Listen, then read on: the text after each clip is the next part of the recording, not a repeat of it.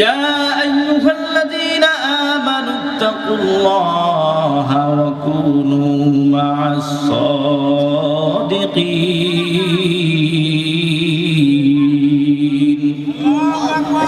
আল্লাহ রাব্বুল আলামিন বলেন, হে ঈমানদার বান্দাগণ, তোমরা তাকওয়া অবলম্বন করো। কি করবে?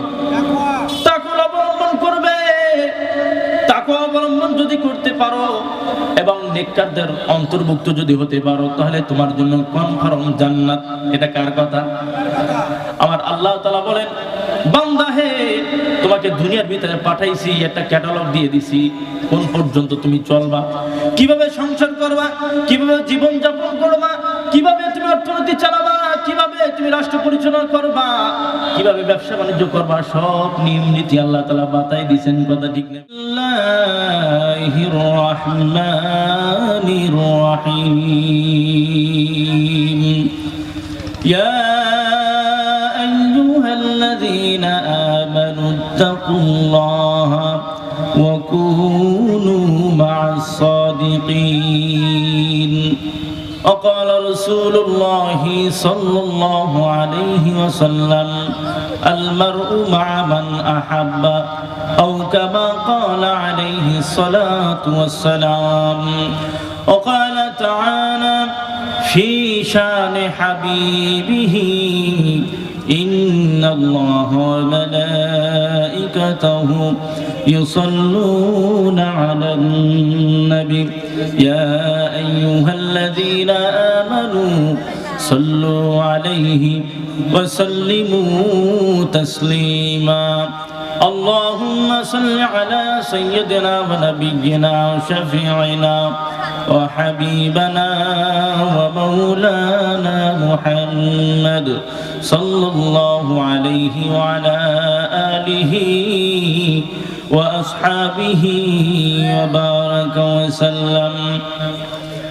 বারে বারে জ্বালাও বাতি,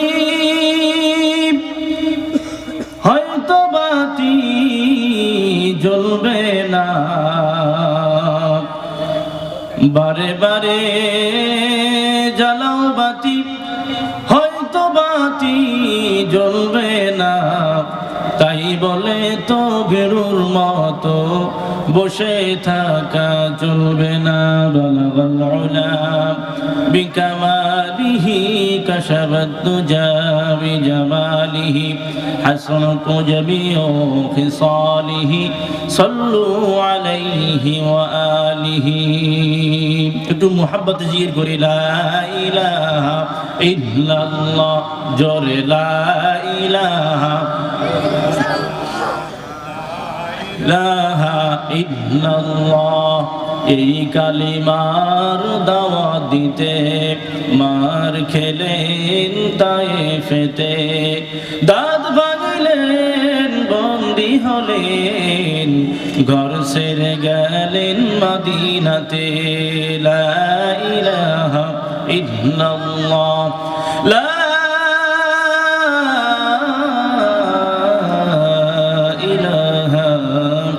ইল্লাল্লাহু মুহাম্মাদুর রাসূলুল্লাহ।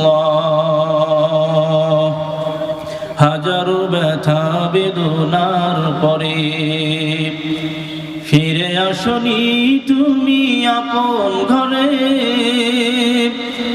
দিনের আলো তুমি ছড়িয়ে দিতে চলে গেলে মদিনায় মক্কা ছেড়ে।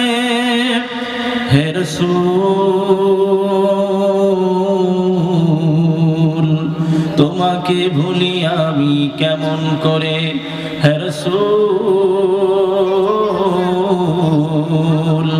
তোমাকে ভুলি আমি কেমন করে। আলহামদুলিল্লাহ, মসজিদঘাটা পশ্চিমপাড়া জামে মসজিদের উদ্যোগে আয়োজিত বাৎসরিক ওয়াজ মাহফিলের সম্মানিত সভাপতি, আজকের মাহফিলের সম্মানিত প্রধান অতিথি, বিশেষ অতিথিবৃন্দ, সামনে উপবিষ্ট মুরব্বী বাবারা, যুবক ভাইয়েরা, পর্দার আড়ালের অবস্থানরত আমার সম্মানিত মা বোনেরা, আল্লাহ পাক রব্বুল আলামিনের দরবারে লাখ কোটি শুকরিয়া আদায় করি যে রব্বুল আলামিন আমাদেরকে দিনে এক মজলিসে, বেহেশতের বাগানে, গুনাহ মাফের মজলিসে হাজারো ঝামেলা থেকে পৃথক করে আল্লাহ রাব্বুল আলামিন আমাদেরকে একত্রিত করলেন। জোরে বলি আলহামদুলিল্লাহ। সম্মানিত হাজিরিন, এই যে মাসটার নাম কি বলেন? শাবান মাস। আর আজকে যে রাতটার নাম কি? বৃহস্পতিবার, অর্থাৎ জুমার রাত। বৃহস্পতিবার দিবাগত রাত, বরকতপূর্ণ একটা রাতে এবং বরকতপূর্ণ মাসে আল্লাহ তাআলা এই যে আমাদেরকে একত্রিত করলেন, একটু বলি আলহামদুলিল্লাহ। সম্মানিত হাজিরিন, আমি মাগরিবের আগে কিছু আলোচনা করে ওখান থেকে অর্ধেক রেখে চলে গেছিলাম। তারপরের থেকে ইনশাল্লাহ শুরু করবো, এই নিয়াত করেছি। তো যে কথা বললাম, আমি একটা নসিহত আগে বলেছি, সেটা হলো কোনোদিন আমরা কি বলবো না, মিথ্যা কথা বলবো না। আলহামদুলিল্লাহ মনে আছে, প্রত্যেকেরই মনে আছে। আমরা ওয়াজ শুনবো দিলের কান থেকে, কথা ঠিক না? ওয়াজ শুনলাম দাদা নাতির মতো ওয়াজ শুনলে তো হবে না। ওয়াজ শুনলাম কানের খোরাক নিয়ে চলে গেলাম, কিন্তু রুহের খোরাক নিতে পারলাম না। আগের জমানার মুরব্বীরা একই ওয়াজে কত কাজ হয়েছে, কিন্তু বর্তমান যুগে ওয়াজ মাহফিলের অভাব নাই। একদল লোক বলেই ফেলায়, এত মাহফিল ওয়াজ শুনে কি আর পারা যায়? বলে কি না? কিন্তু আল্লাহ তাআলা বলেন যে ওয়াজ, হে নবী আপনি ওয়াজ করতে থাকেন। কোথায় কার কথায় দ্বারা আল্লাহ তাআলা হিদায়াত লিখবেন বলা যায় না, কথা ঠিক না? এজন্য ওয়াজ শুনতে হবে, ওয়াজ বেশি বেশি শুনতে হবে। এখানে বসলেই তো সগীরা গুনাহ মাফ হয়ে যায়, কথা ঠিক না? সম্মানিত হাজির, আল্লাহ রাব্বুল আলামিন আল্লাহ তাআলা বলেন, ইয়া আইয়ুহাল্লাযীনা আমানুত্তাকুল্লাহা ওয়া কুনু মা'আস সাদিকিন।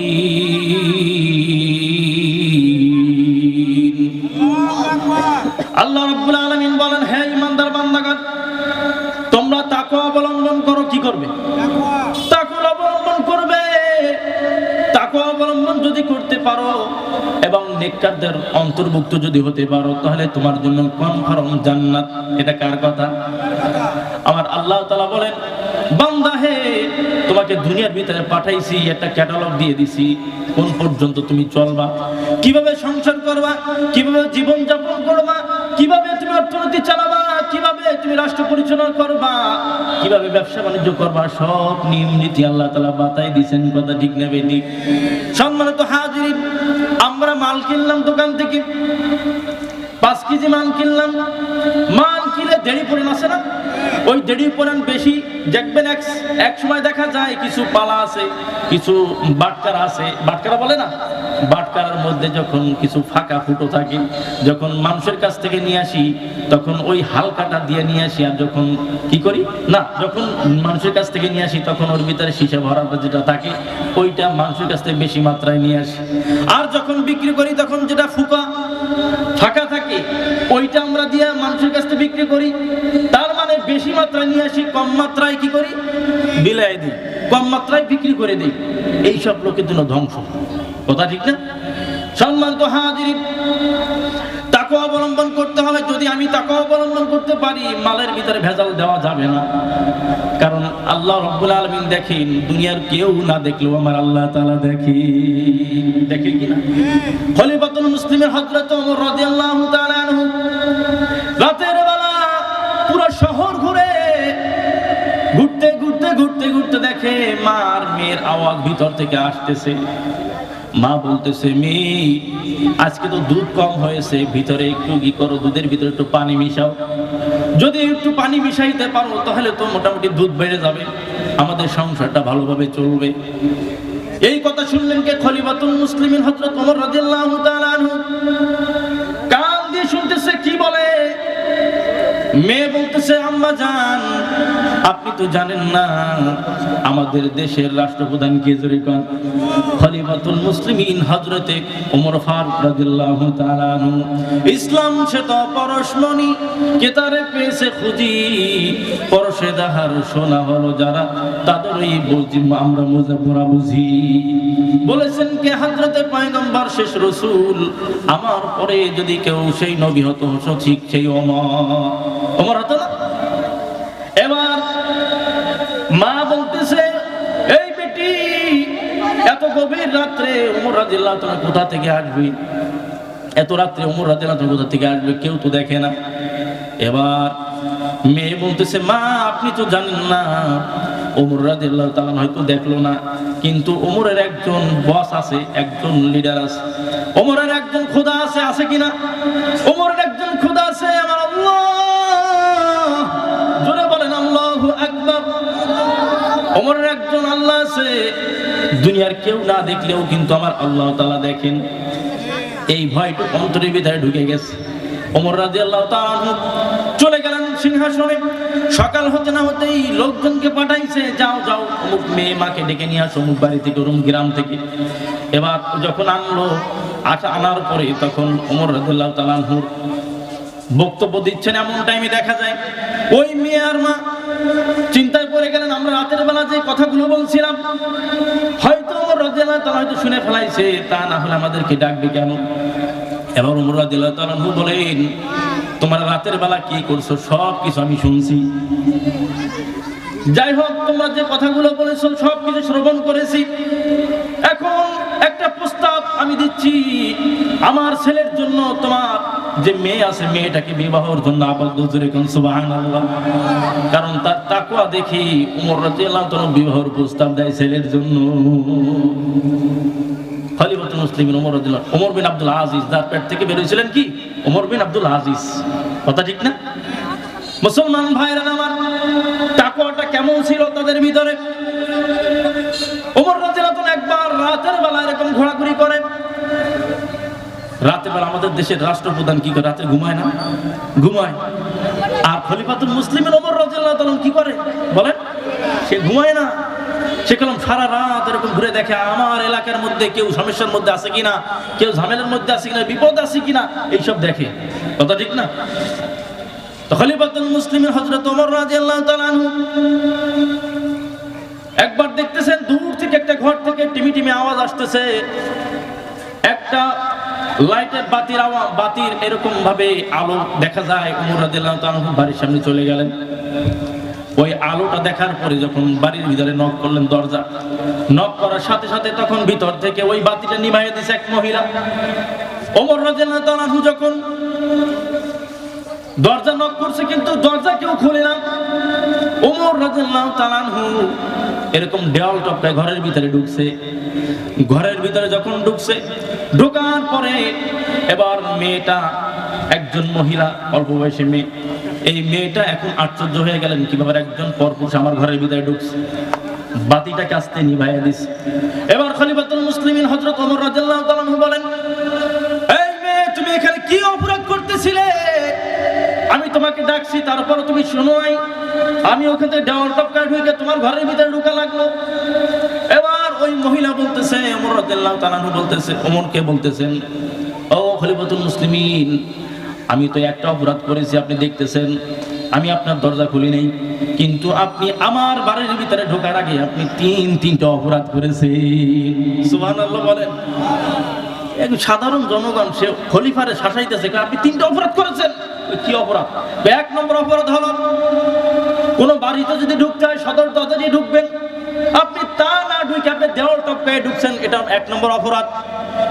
দুই নম্বর অপরাধ হলো আল্লাহ তাআলা বলেন, ইয়া আইয়ুহাল্লাযীনা আমানু লা তাদখুলু বুয়ুতান গায়রা বুয়ুতিকুম হাত্তা তাস্তানিসু ওয়া তুসাল্লিমু আলা আহলিহা। কোন বাড়ির ভিতরে যদি প্রবেশ করো অনুমতি ছাড়া ঢুকে না। বর্তমান দেখা যায় মন্টুর বাপ বাড়ি আছেন নাকি, কয় না মন্টু বাপ বাজারে গেছে, তখন সাথে সাথে বলে তাহলে মন্টুর মা তো আছে, একটু কথা জমবে বল, ঠিক না? কিন্তু অনুমতি নাই শরীয়তে। যখন বলবে না একদম সাথে চলে যান। দ্বিতীয় নম্বর অপরাধ, এক নম্বর অপরাধ আপনি দেওয়াল টপকায় ঢুকছেন। দুই নম্বর আপনি অনুমতি ছাড়া আপনার বাড়ির ভিতরে ঢুকছেন, সদর দরজায় ঢোকেন নাই। আর তিন নম্বর অপরাধ, শরীয়তের মধ্যে 14 জন মাহরাম ব্যতীত দেখা দেওয়া নাজায়েজ। 14 জনকে দেখা দেওয়া জায়েজ, মা দাদি নানি আর নাতিনি পুতিনি আছে না শরীয়তে। এই 14 জনের একজনও আপনি আমার শরীয়তের মধ্যে না, আপনি একজন অপরিচিত ব্যক্তি। এই তিনটা অপরাধ করেছেন, এই তিনটা অপরাধ করেছেন। এবার শোনেন আমি কি অপরাধ করতেছিলাম। আমার অপরাধ ছিল, আমার স্বামী আজকে জিহাদের ময়দানে প্রায় 4 মাসের বেশি হয়ে গেছে। আমার 4 মাসের বেশি হয়ে গেছে, জিহাদের ময়দানে গেছে। আমার দিকে প্রেম বিনোদন এত উপরে পড়তেছিল, আমি দিনের ভিতরে দিল থেকে একটা গান গাইতেছিলাম। ওই গানটাকে আমি শরীরকে নিয়ন্ত্রণ করতেছিলাম।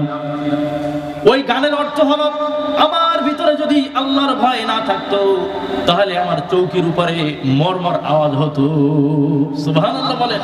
আমার ভিতরে আল্লাহর ভয় ছিল, এই জন্য আমি দিলের ভিতরে গানগুলো গাইতেছিলাম। খলিফাতুল মুসলিমিন হযরত ওমর রাদিয়াল্লাহু তাআলা আনহু এবার বেটিকে বলতেছে, বেটি আমার অন্যায় হয়েছে, তুমি আমাকে ক্ষমা করে দাও। এবার মহিলা বলতেছে, না না, আপনাকে ক্ষমা করব, আমি তো ক্ষমা করার কেউ না, আপনি আসল মালিক আল্লাহর দরবারে ক্ষমা চান। এই বলে ওই মহিলাটা চলে গেলেন, ওই ওমর রাদিয়াল্লাহু তাআলা সিংহাসনে চলে গেলেন। ওমর রাদিয়াল্লাহু তাআলা বাড়িতে যে তার মেয়ে হাফসা রাদিয়াল্লাহু তাআলা আনহাকে, তার মেয়ের নাম কি, হযরতে হাফসা রাদিয়াল্লাহু তাআলা আনহাকে বলতেছেন, বেটি তুমি তো আমার মেয়ে, অনেক জ্ঞান তোমার, বলো তো একজন স্ত্রী স্বামী ছাড়া কয় মাস পর্যন্ত থাকতে পারে? তখন মাথা নিচু করে দিয়ে 4 আঙ্গুল উঁচু করে দিয়ে বলতেছে 4 মাস পর্যন্ত। সুবহানাল্লাহ। এরপরে খলিফাতুল মুসলিমের হযরত ওমর রাদিয়াল্লাহু তাআলা বলে দিলেন, কোন সৈনিক যুদ্ধের ময়দানে যদি আসে 4 মাসের বেশি অবস্থান করতে পারবে না। ওখান থেকে জারি হয়ে গেল 4 মাসের ভিতরে 4 মাস পরে আর কেউ থাকতে পারবে না, সোজা বাড়িতে চলে যাবে। সম্মানিত হাজিরিন, এই জন্য বলতেছি, দিলের ভিতরে যদি আল্লাহর তাকওয়া থাকে, ভয় থাকে, তাহলে কোনো ব্যক্তি অন্যায় কাজ করতে পারে না, সুদ খাইতে পারে না, ঘুষ খাইতে পারে না, জেনা করতে পারে না। কারণ আমার আল্লাহ তাআলা দেখি, এক শ্রেণীর লোক বর্তমানে রমজান চলে আসতেছে, ঠিক না? দেখা যাবে পর্দার আড়ালের ভিতর থেকে এরকম ভাবে কি করবে, পর্দার আড়ালের অবস্থান, পর্দার আড়ালের ভিতরে বসে এরকম ভাবে ইফতারি করবে। কারণ দিনে মানুষের সামনে যদি খায় তাহলে তো অন্যায় হয়ে যাবে, এই জন্য খাবে কোথা থেকে? এবার ওই যে সাইনবোর্ড আছে না, দেখবেন সামনে পর্দা ভালো, ওর ভিতরে যায় এবার পান, বিড়ি, সিগারেট সব কিছু খাবে। দুনিয়ার মানুষ কেউ দেখলো না, কিন্তু আমার আল্লাহ তাআলা দেখেন কিনা জোরে কোন, দেখেন না? দুনিয়ার মানুষ কেউ দেখলো না, আমার আল্লাহ তাআলা দেখেন। সম্মানিত হাজির, এই জন্য এই চিন্তা মনের ভিতরে নিয়ে যখন আমরা সামনের দিকে আগাবো, আমি একজন মানুষকে ঠকাইতেছি, আল্লাহ তাআলা তো দেখে। আমি নামাজ পড়তেছি, আল্লাহ তাআলা দেখে। আনতা আবুদাল্লাহা কাআন্নাকা তারাহু ফাইন লাম তাকুন তারাহু ফাইন্নাহু ইয়ারাক। তুমি এমন আল্লাহর ইবাদত এমন ভাবে করবে যেন আল্লাহ তোমাকে দেখে, যেন তুমি মাওলাকে দেখো, তুমি আল্লাহ তাআলাকে দেখো। আর এমন যদি অনুভূতি যদি না আসে, মনে করতে হবে আল্লাহই আমাকে দেখে। কথা ঠিক নেবে ঠিক? এই চিন্তা যদি আমার মনের ভিতরে থাকে তাহলে তো আলহামদুলিল্লাহ, কোনো চিন্তা নেই। আচ্ছা, আলহামদুলিল্লাহ। যে কথাগুলো বললাম, আমরা নেককার হয়ে যাব, নেককার ব্যক্তির অন্তর্ভুক্ত হয়ে যাব, তাকওয়া অবলম্বন করব। যারা আলেম ওলামা আছে তাদের সাথে সম্পর্ক লাগাবো। রমজান একটা মৌসুম, এই মৌসুমে আমরা বেশি বেশি মসজিদে মাদ্রাসায় সময় লাগাবো। কোরআন তেলাওয়াত করতে পারি না, যারা আলেম ওলামা আছেন তাদের কাছ থেকে এগুলো শিখে নেব। রাজি আছি ইনশাআল্লাহ? আল্লাহ তাআলা আমাদের সকলকে তৌফিক দান করেন, সকল বলেন আমিন।